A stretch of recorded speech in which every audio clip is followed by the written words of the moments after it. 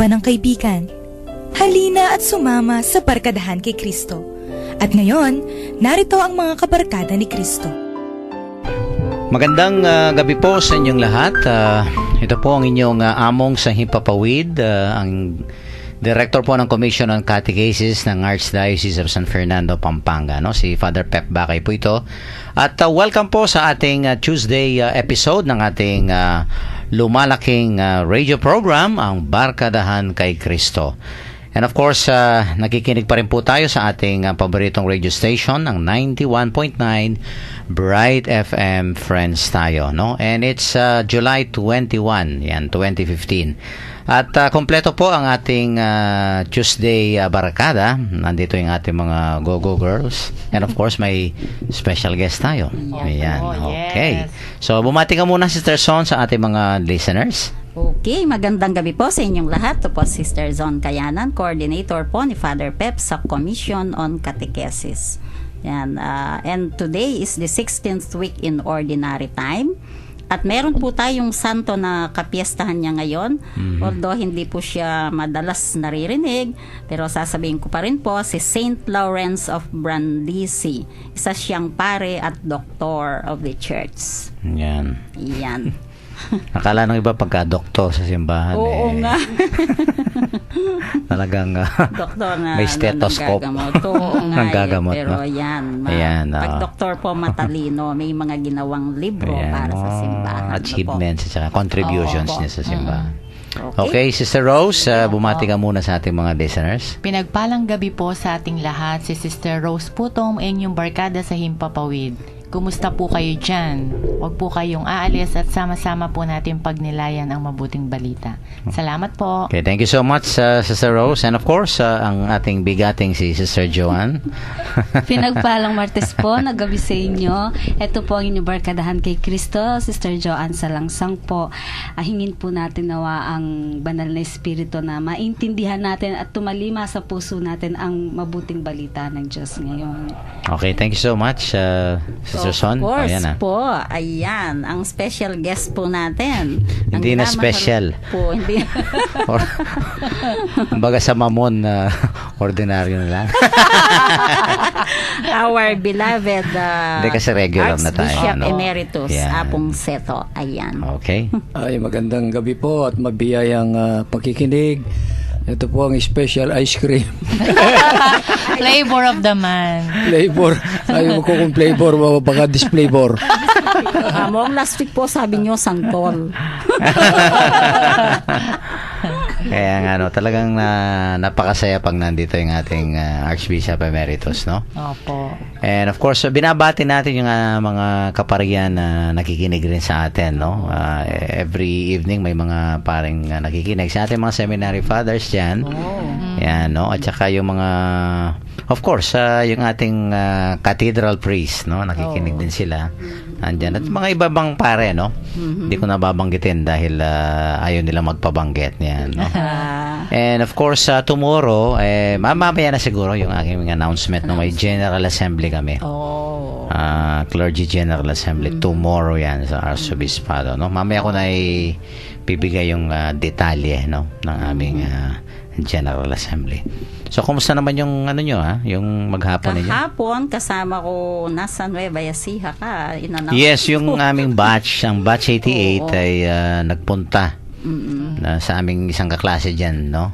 Kay Father Bong Romano and of course kay Bishop Pobet Malyari, no? So, kasama ko of course yung mga migrants sa migrants desk, si Brother Pat at Sister Sol. Puti na lang, nandyan siya na Brother Pat. Akala namin dahil wala ka, mauubusan kami. Nang sasabihin. Nagkulang pa yung oras. Kaya nga, no? At gusto ko rin batiyan si nagkikinig rin si Ma'am Paulette, no? Santos. Pinuntahan namin kagabi yung batch namin. Parang namin yan mami namin sa batch namin, no? Ma'am Pau, magpagaling ka na. Yan, para makasama ka namin. Ayan. Okay, at diretso na tayo, Sister Son, sa ating mga text line numbers. Okay, smart po, 0918-351-8282, 0918-351-8282. Globe naman po 0917-363-3738, 0917-363-3738. At para po sa ating gustong maging members ng ating Connect Ka Katekista program, just type REG, all capital letters and then space, your full name and then slash the name of your vicariate parish or your school, no? O kaya po yung address ninyo. At ipadala po dito sa ating Globe number 0927-891-0966.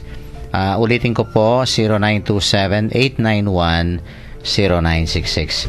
Once registered po, ay makakatanggap kayo ng daily inspirational messages from the Lord, no? At kung may mga prayer requests, intentions o kaya pasasalamat, pwede niyo pong i-text sa number na yan at isasali po natin sa ating daily masses dyan sa Arsobispato de Pampanga.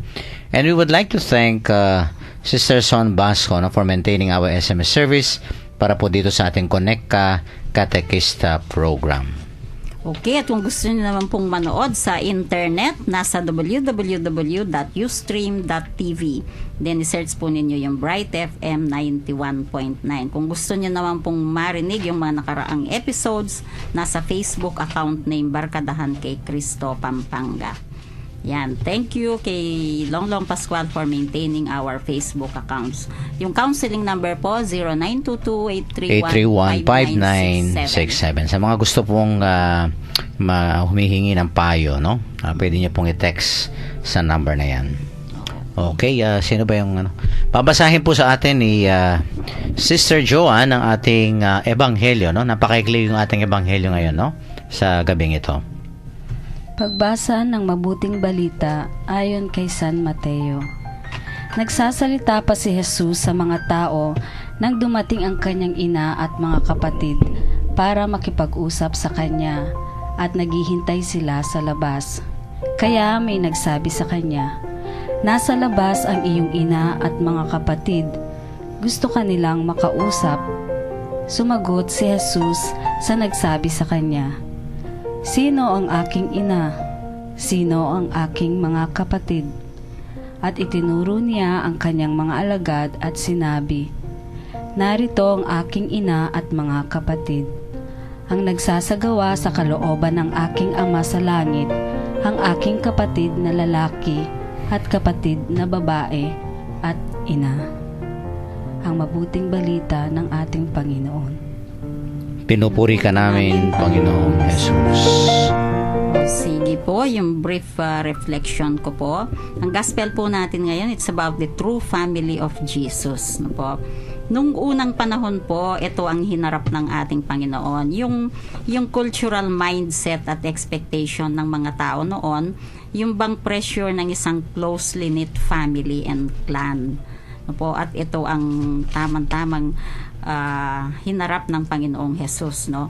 At pinoint out po niya sa gospel, yung dalawa po ang pinoint out niya, yung the importance of doing the will of His Heavenly Father, at pangalawa po yung value ng family ties.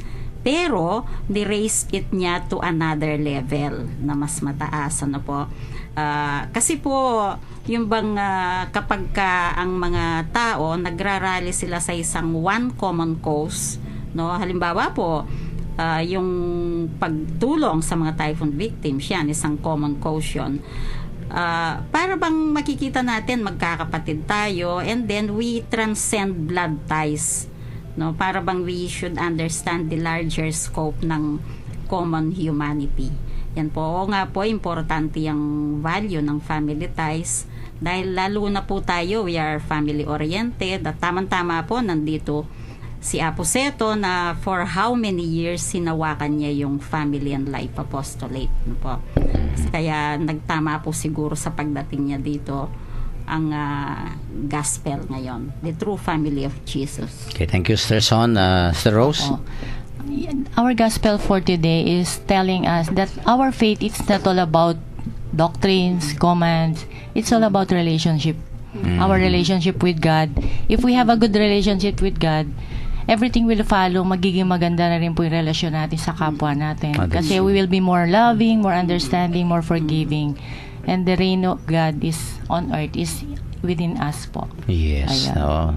relationship na importante. Okay, Sister Joanne? Oho, ako po yung sinabi po ni Jesus na ang nagsasagawa sa kalooban ng aking Ama sa langit, ang aking kapatid na lalaki at kapatid na babae at ina. Siguro po ang tinutukoy dito ay hindi naman talaga mga tunay ng kapatid ni Jesus, kundi ang kanyang mga kamag-anak. Sa wikang Grego nga po, ang salitang ginamit ay adelphos, na maaaring pantawag sa kapatid o kamag-anak o kababayan.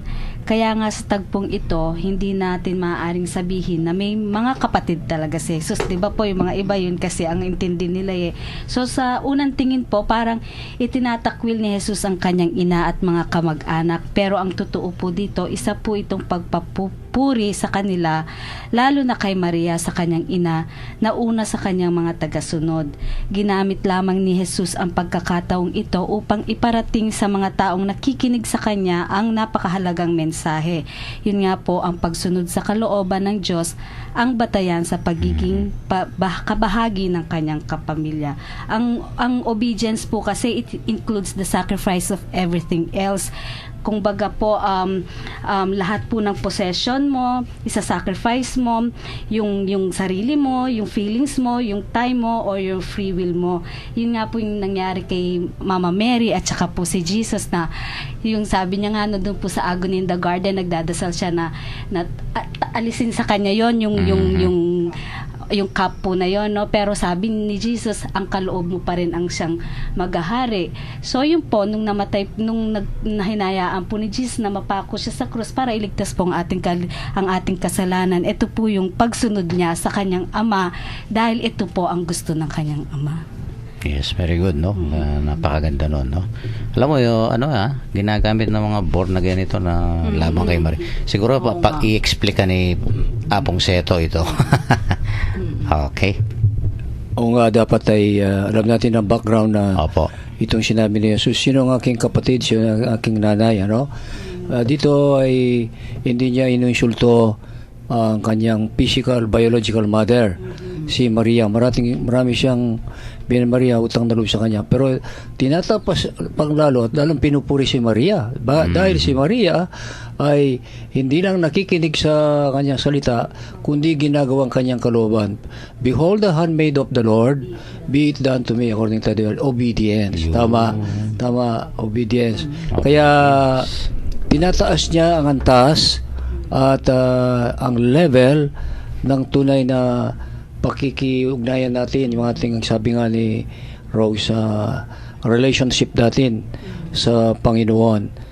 If you read again chapter 25 ng Matthew, the new family of God are the poor. Di kapatid din ni Jesus yan, no?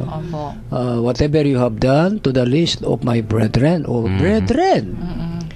Kaya ito ang daming kapatid ni Jesus, hindi lang isa nag-iisa. Be it done to me according to thy word. Ayun ang balikan natin yung sinabi mong kung may kapatid na biological si Jesus, wala. Bakit nung namamatay na, bakit hindi inintrust sa mga kapatid niya? Binigay niya kay San Juan. Wala nang kapatid na iba. Kasi yung sa Aramaic, ang word ng kapatid, babae, lalaki, ang AH, Aramaic yan. Hindi gusto sabihin na ito ay physical brother mo, yung mga pinsan mo. In other words, mga clansmen, mga kinsmen, mga kamag-anak mo. Oo. Kaya yun ang ating, siyempre, yun ang interpretation ng Catholic Church, no? Ginagalang natin yung interpretation ng iba. Oo. Kaya ang ating mahal na ina, ang Birhen Maria, ay doubly blessed. See, why? Because she's doing the will of God. When he entered, nung pamasok sa bahay ni Elizabeth, ano sinabi ni Elizabeth? Blessed are you, O Mary. Dahil ikaw, blessed ikaw ay naniniwala sa mga pangako ng anghel sa iyo. At ano naman sinabi niya sa chapter 4 ng Juan, nung bago gawin na alak yung tubig, gawin ninyo Yun. ang lahat ng pinapagawa sa Do inyo. whatever He So tells this you. woman is doing the will of God. And is asking us to do the will of God. You. Oh, saludo tayo kay Mary, doubly blessed. Yes. Di tayo meron din pa tayo, pero dapat blessed are those who believe and have not seen me. Pero dapat totoo yan, ha? Opo. Pero may kasabihan po yung, di ba yung may kasabihan, blood is thicker than water. Parang hindi yata applicable ho rito, no? Ay, baligtad sa politiko yan. Politika. Talaga. Yung kamag-anak mo, iboto mo. Blood is thicker. Pero baligtad sa Santa Iglesia, baligtad. Yun, Water no? is thicker than blood. Oh, yeah. Why? The water of Paki-explain ko po. baptism. Yun. When you were baptized, because of blood and the because of water and the Holy Spirit. So, born again tayo, lahat na Katoliko. Ako rin ay born again. Ang Papa Yun. born again, Catholic. Mhm. Oo. So, huwag tayong mag-away-away. Sila ba ay Iglesia ni Cristo? Tayo rin, Iglesia ni Cristo. Siya ay saksi ni Jehovah. Ay, tayo saksi ni Cristo. Ay, may kakapatid tayo, di ba? You will be my witnesses in Judea, in Samaria, and to the ends of the world. Eh, huwag tayong mag-away. Saksi na ka ni Jehovah. Very good, we are brothers. Kami saksi ni Cristo. Hindi naman naglalaban si Jehovah at saka si Cristo. Kayo po Iglesia ni Cristo. Kami rin Iglesia ni Cristo. Ano Ayun. po? Kaya magkakapatid tayo lang. Huwag tayong mag-insulto. We are all brothers. At saka hindi tayo orphans. Yun. Hindi tayo ulila. May ina tayo. Opo. Sino yan? Inang Nang Maria. Yun, yung chapter 19. If I am mistaken, no? Mhm. Yung chapter 19 ng John. Sabi ni Jesus, in-entrust niya yung kanyang pinakamahalagang treasure in his life, his mother. Yes. Son, Oo. behold your mother. Son, behold your mother. Yung son dyan and the three Marys represent the new Israel. Yun. Yun ang bagong iglesia. Sila din nucleus ng bagong iglesia. So that's why we call Mary the mother of the church. Ang ina ng mystical body of Jesus. So napaka-rich po yung interpretation, kaya maggalangan tayo, magrespetuhan tayo. Yes. Pakinggan natin. Baka mayroon tayong mapupulot sa isa't isa. I think hindi dapat hindi dapat nagiging kung minsan dahilan ito para mag-away tayo, no? Oo, Kasi debate. mga religion, mga debate, apologetics, no? Kung minsan magsisiraan, no? Parang Tama yan. siguro kung nandito yung ating Panginoong Yesus, parang siguro magkakamot na lang ng bakit nag-aaway itong mga reliyon na to, no? Kasi they claim na ito yung simbahan ko, ito sinasabi nila simbahan din. But the thing is, ito nga, parang they don't obey, no? The will of God, of the Father, yung nga yung pagkakaisa. Opo. Tapos nagbabanatan, diba? Yeah, kasi Nagiiring, yung salitang religion, Opo. nanggaling sa Latin, religare, tutay, kaptas. Yun. So, itay mo sa Latin o kaya sa lubid. So, sa relihiyon ay tinatali tayo ng Diyos sa Kanya. Opo. So, we are bound. We are being bound. Kaya, binding, no? Yun ang gusto sabihin ng religare, to bind again. Tayo ay nagkahiwalay-hiwalay sa kasalanan, sa historical prejudice. Ngayon ay religare. Mhm. So sabi ng iba, no, hindi man tayo na save sa religion. Ay depende on how do you interpret religion. Because if you are not united with Jesus, Yeah. you're not religare with Jesus, you'll not be saved. Opo. So kailangan din ng religion. Opo. The way we interpret it. Opo. That's right, oh. Yeah. Siguro i-avoid lang natin yung yung mga hindi- kukumpara at saka Opo. batikusan. Opo, batikusan. We just explain, Yeah. this is what we believe. You explain yours, that is what we believe. We respect it. We ginagalang namin. Igalang ninyo kami. Igalang, kasi kung ilalagay mo sa kuwan, pinakamatanda namang relihiyon na kuwan ng Katoliko eh. Huwag tayo pong magdedebate, no? Ang mga kapatid nating Lutherans, Katolikong pari yun eh. Mhm. Di ba? Agustinian. Kaya Lutherans, Martin Luther, that was in 1483. November, he was born November 10, 1483. So 15th century si Luther, no? And then yung mga kapatid nating Methodist, they are brothers. Pari din ang founder niyan, John Wesley. Opo. Is from England, pari din.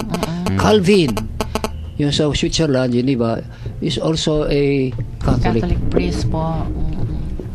Mag-echo Yan. ya po kano Nag-echo. Brother Gerald, migtek siya among Jean, Monsignor Jean. nag-e-echo Mag-echo ya daw. po kano. Yung, Paki-check yung microphone. yung ating audio. Yan. Opo.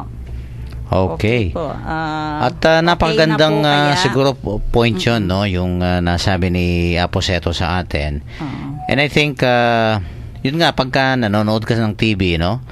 I think, yun nga, yung dapat sabi nga nung kanta, they will know we are Christians by our love, no? I mean to say, hindi dapat tayo parang sumakay sa bandwagon ng mga nagbabanat ang mga reliyon, no?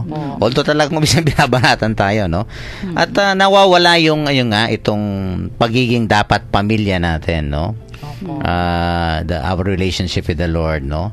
And I think pagka yung mga ganyan na pag-uugali, yung nag-aawayan, nagbabangayan, parang lumalayo tayo doon sa spirito ng isang pagiging pamilya ng Diyos. Hindi ho ba?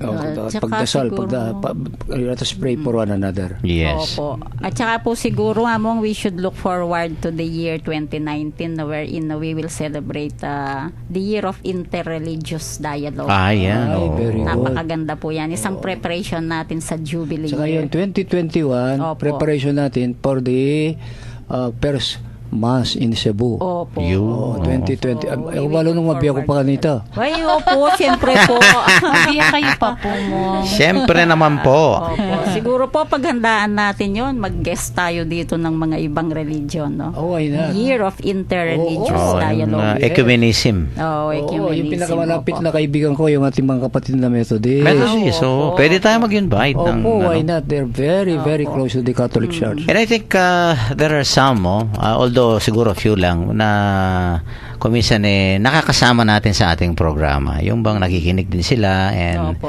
at the same time, para bang... Kasama natin sila sa paggawa ng Yes. Ecumenical Pampango Bible. Iyan naman. So, parang ano tayo, diyan tayo talagang nagiging pamilya ng Diyos, no? Okay, ikat muna natin at sa ating pong mga texters, no? May mga texters na tayo. Kindly join us dito sa ating pong pagninilay at makisali po kayo sa ating talakayan at ipadala po yung inyong mga insights and reflections, no, regarding the message of our gospel reading, no, for today. Let's take a break. Magpatugtog muna po tayo ng isang religious song para po sa inyong lahat ito.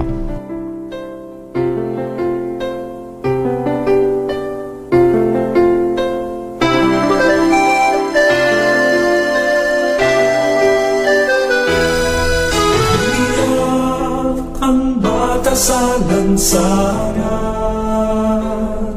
ang magkalahi ay kapwa nag-aalitan. May ganit na laganap at may mga nagpapagda. Sadyang ganyan lang ba ang buhay?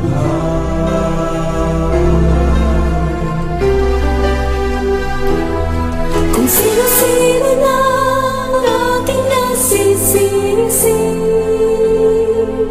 sa lahat ng mga nangyayari, ang bigong mga pangako ay di mo na maitatag, lalo nang lumalala ang sugat natin.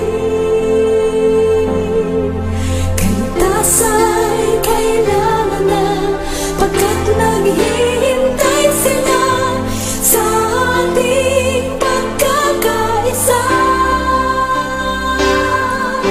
Pag-ibig lang ang susi ng lahat,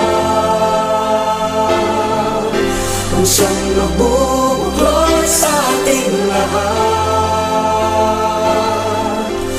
Hawak mo, kaibigan, ang isang kapangyarihan na magbubuklod sa ating lahat. Pag-ibig lang ang susi ng lahat, kung siyang magbubuklod sa ating lahat. lahat. Ang Diyos ang siyang nagturo, isang dakilang pangako. Si Jesus ang susi ng lahat.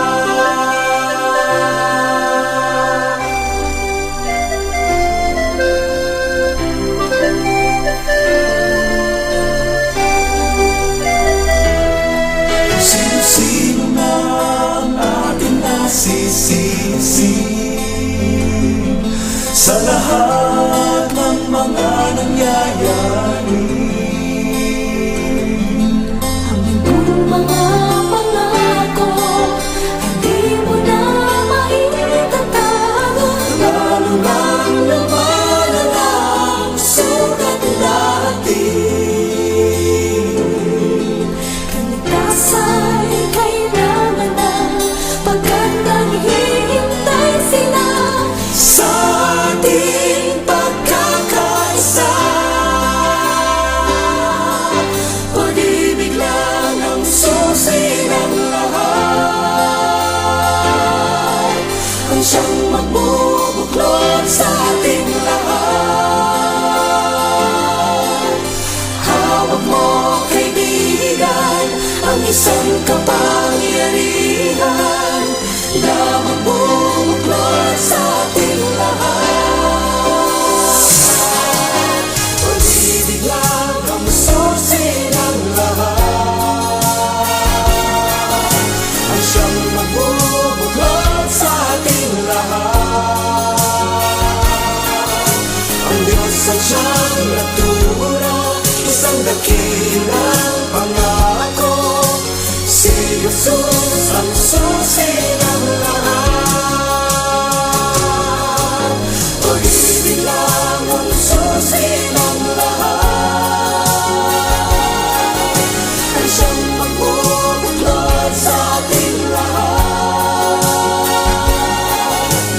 Hawak mo, kaibigan, ang isang kapangyarihan na magbubuklod sa ating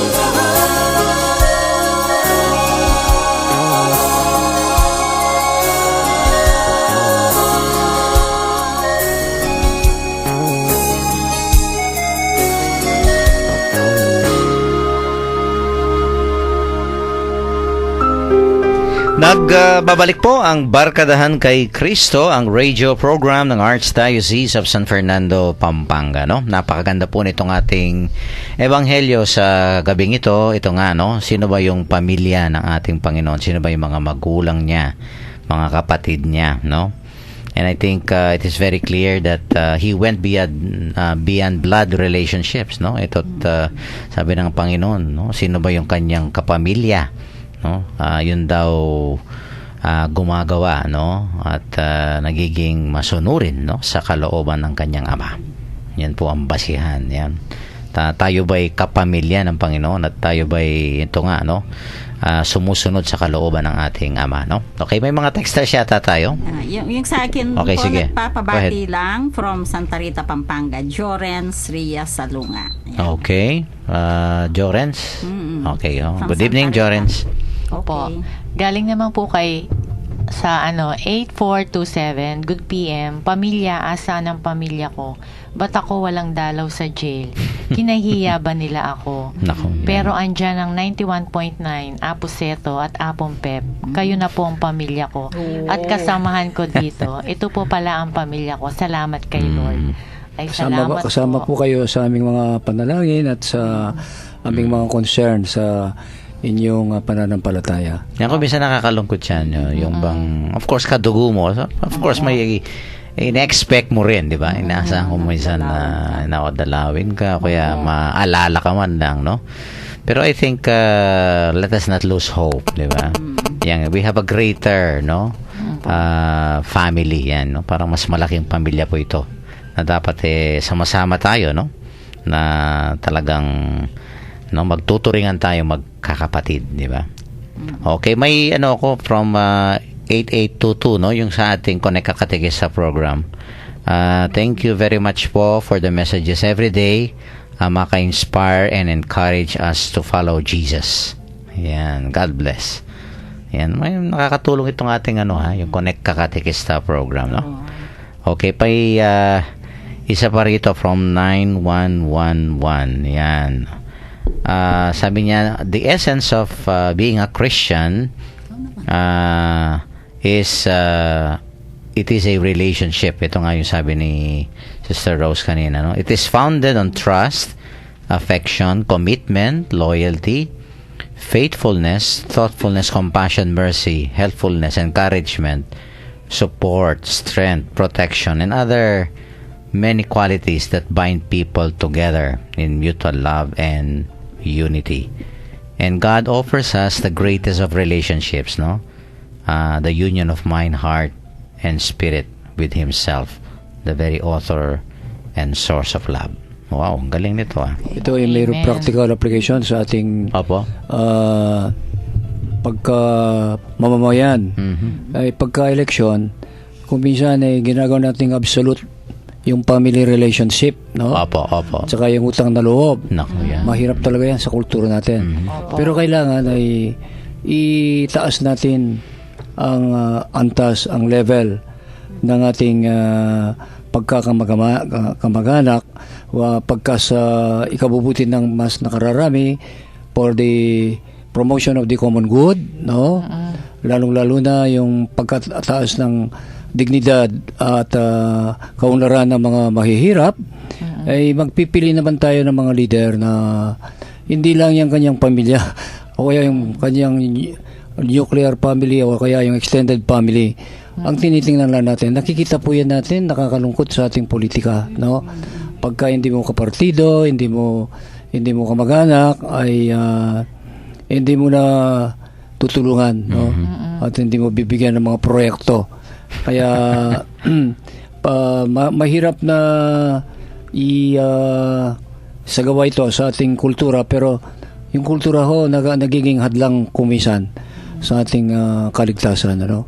Kaya without judging again yung ating mga relationship, kailangan tataas natin ang antas ng ating pakikiugnayan at pakikipagkamag-anak sa lalong malaking kamag-anak natin ng 80 million Pilipinos.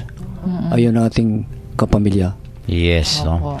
And I think parang may ewan ko, correct me if I'm wrong, no? Yung they want to pass a bill regarding itong political dynasty about nepotism.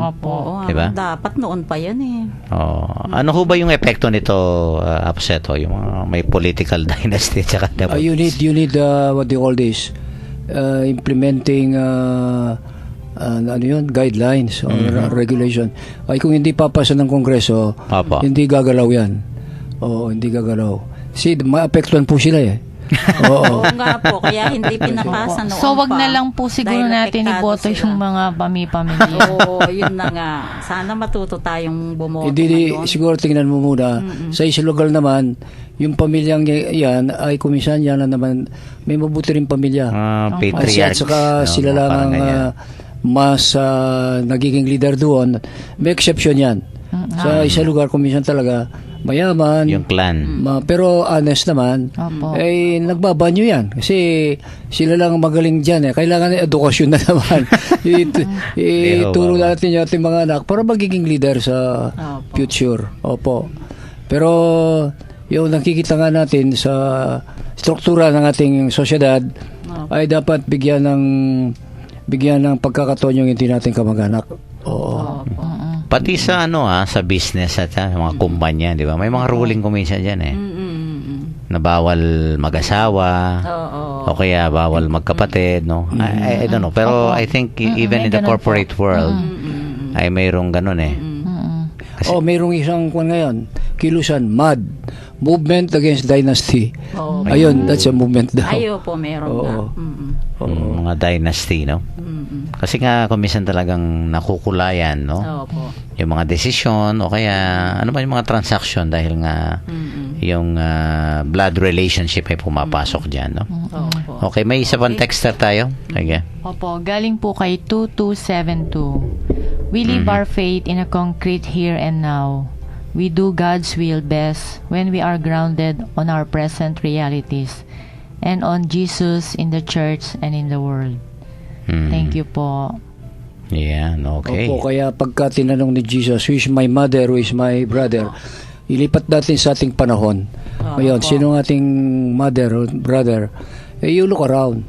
Napakaraming kapatid natin na nangangailangan ng tulong. Yung mga yetas, yung mga street children, yung may sakit, Opo. yung nasa piitan, sa presidio, yung malungkot na may nangyaring trahedya, yung biktima ng disaster, halimbawa ng Yolanda, iba't ibang mga disaster sa ating bayan. Ito yung ating mga kapatid. Kung minsan nakakalimutan natin ito. Opo. Tama yan, no? Okay, may wala pa. Alam nyo, Tsaka huwag natin kalimutan, pati yung ating enemies, kapatid natin yan. kasama Oo, yan. kung minsan Sa nakakalimutan pamilya. natin Pagkakasalak mo, hindi mo na kapatid. Hindi, kasi naalala ko yung sinabi ng ating Panginoon, no? Sa mga disciples din, nung sabi niya, iniwan namin yung mga pamilya namin and everything, no? Di ba? Pero, yun na, that's a good pero ano ho sabi starting kasi? point. Ano sabi nung Panginoon, di ba? Yung sabi niya, magkakaroon kayo ng mas maraming Kapatid. di ba? Mas maraming Maraming kapatid. bahay. Parang kayong mga pare, di po ba? Oh, that's right. Oh. Naka-applicable sa inyo po yun. Kayo rin. Opo. Parang Kasi lumalaki no mo. Oo nga, iniwan namin yung sarili naming pamilya, no? Ideally, hindi na namin kasama yung kuminsan mga magulang namin, ganyan, no? But that's very true, yung sabi ng Panginoon, no? Pagka binigay mo yung sarili mo sa Diyos, sa paglilingkod sa Diyos, lalaki at darami. Yan, ang magiging kapamilya mo. So to speak. Kaya tama yung sabi ng Panginoon no? Iniwan mo yung isang pamilya pero dinatnan mo naman libu-libong pamilya. Lalong nasa parokya, di ba? Ako yun nga, naranasan ko sa parish, yung talagang they look up to you as a parent, no? Kung minsan ang dami mga relationships especially in the parish, no? Kung minsan tatay ka sa mga youth, yan, no? Tapos kung minsan kapatid ka, yan, no? Naalala ko nga yung isang joke, no? Sabi nung pare, yung mga kapatid nyo, sabi niya, kapatid ko rin, sabi niya. yung mga anak nyo, anak ko rin, yan. Yung mga asawa nyo, sa inyo na lang.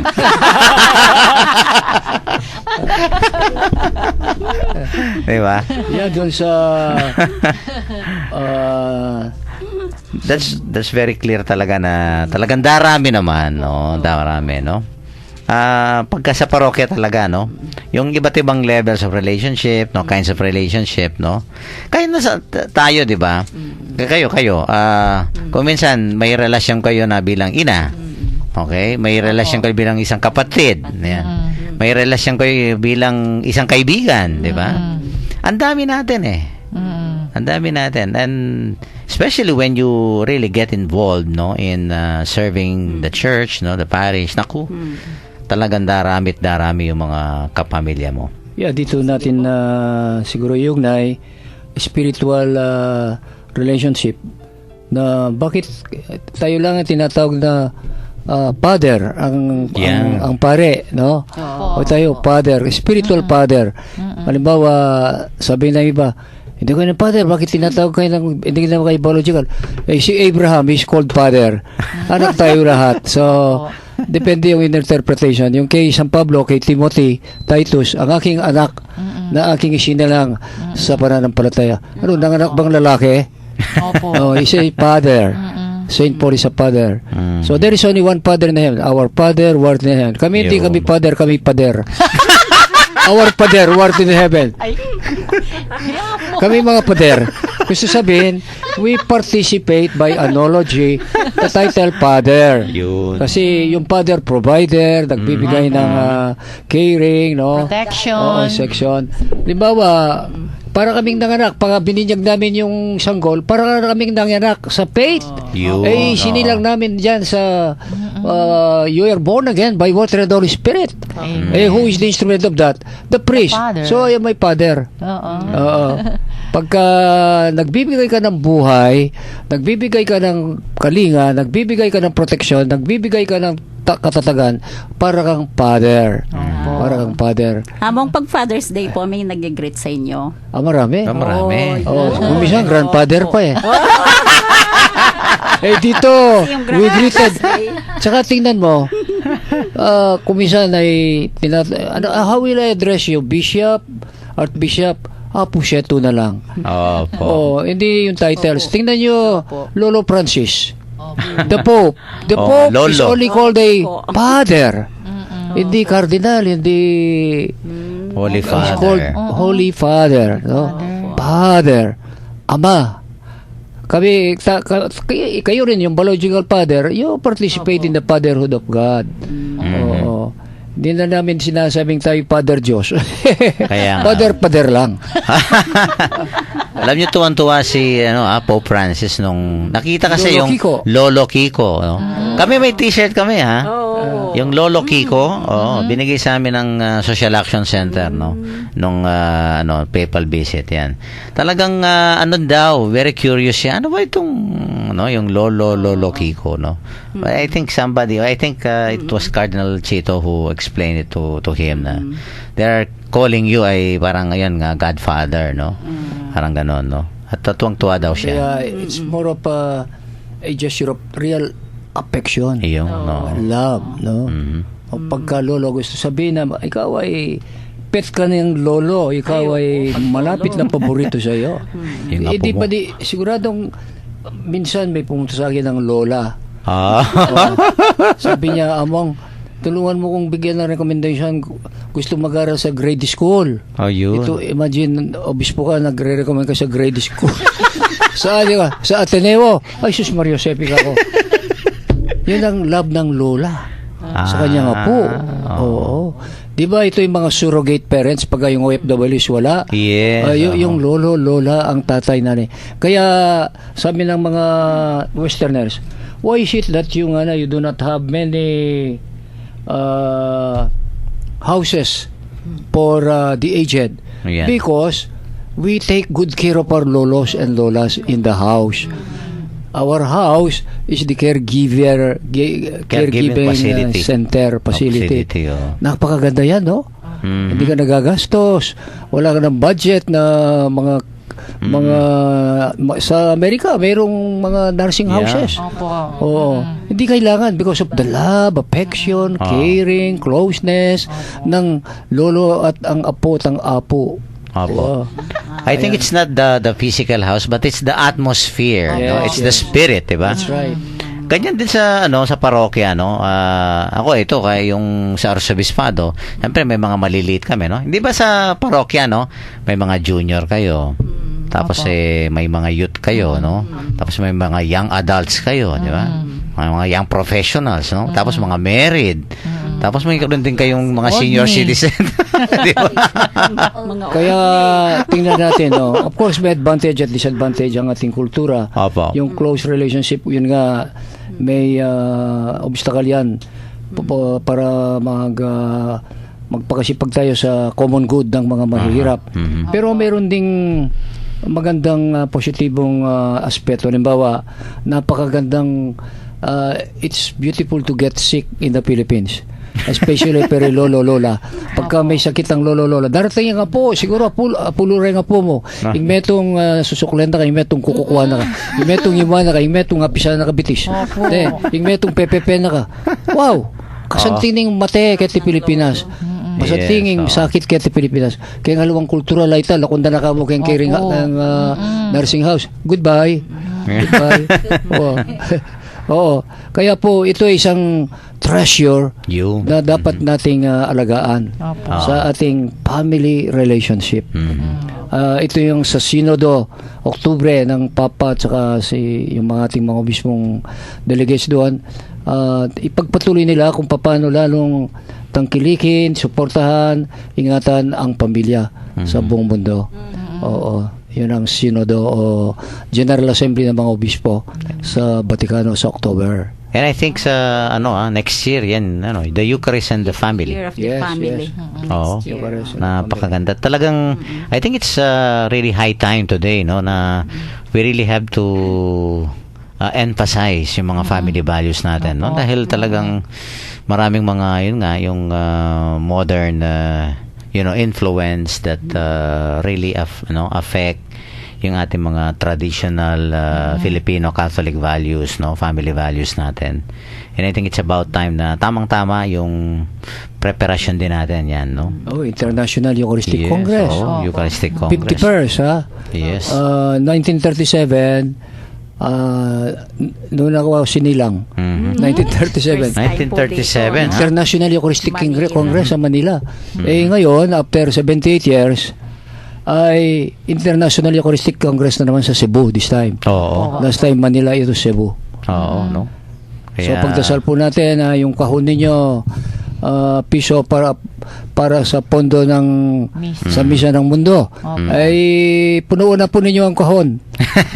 yung ating mga misa, kahon piso para sa misa ng mundo. Sa lahat ng parokya mayroon tayo niyan, no? 'Di ba?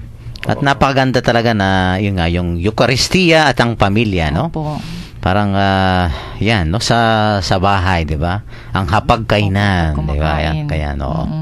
Okay, let us conclude our beautiful episode today with a very short concluding prayer, to be led to us by Sister Son. Heavenly Father, you bless us with many relationships, and you invite us into the community of your cross, sons and daughters who have been redeemed by your Son, Jesus Christ.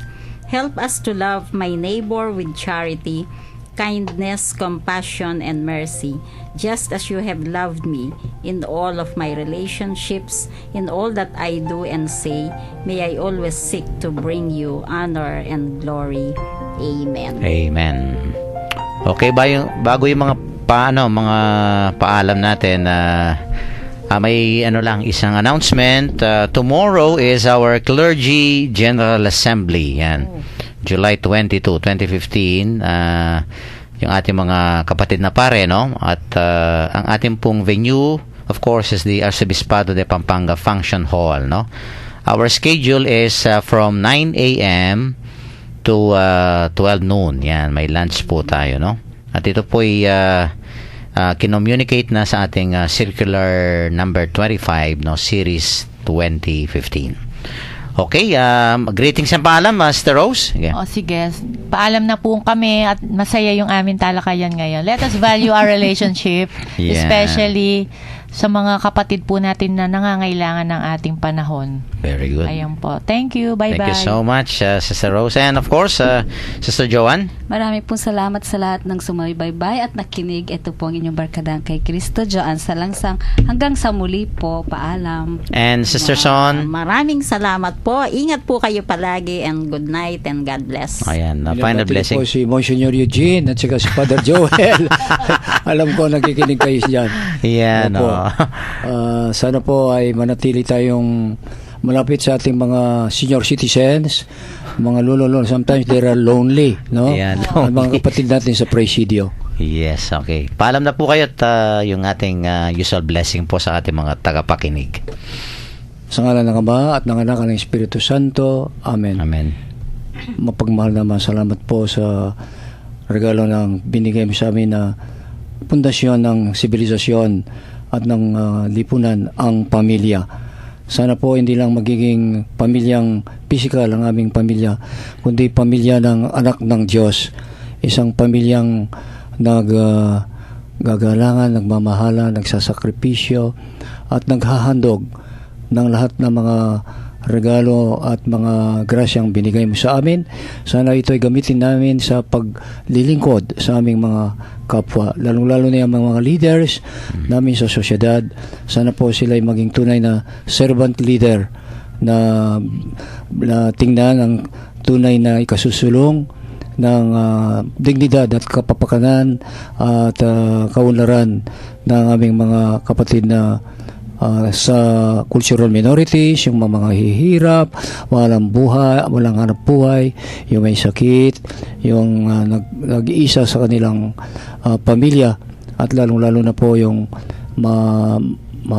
yung mga senior citizens, yung meron ng edad at mahihina at nasa mga ospital.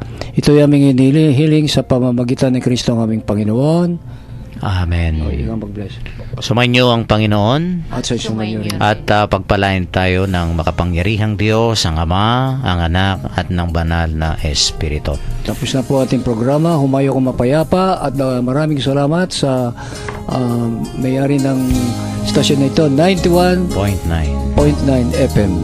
Yes, good evening po. Ingat lang po at maraming salamat po sa inyong pakikinig.